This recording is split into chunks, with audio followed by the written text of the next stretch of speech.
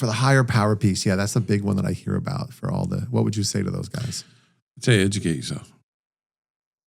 You know, like I said, for me in the beginning, it was, that's what I had to do. I had this huge resentment towards religion. And so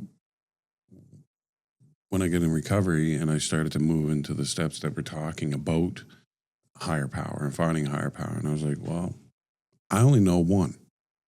So let's see what's out there. So I started to read about different things. I started to educate myself. I started to ask questions. I started to talk to people that had different beliefs. If I close my mind, there's nothing that I can say to anybody.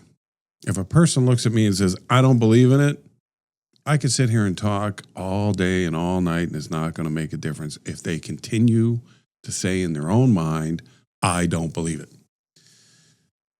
If you can get a crack in the armor and a person is like, maybe there's something, that's all you need. Maybe there's something. Well, educate yourself about that. Billions of people on this planet believe in something higher than themselves, something bigger than themselves. And that's all it really is. When it comes down to crunch, it's believing that I am not the center of the universe. That's what it boils down to. If I'm not the center of the universe, let's explore. Because if I believe that I'm the center of the universe, I don't need to explore because Pete's the center. So anybody needs to explore, they need to come to me. Right. So once I open my mind up to not being the center of the universe, that self-centered piece of our disease, once I do that, now I'm able to explore. Now I'm able to look.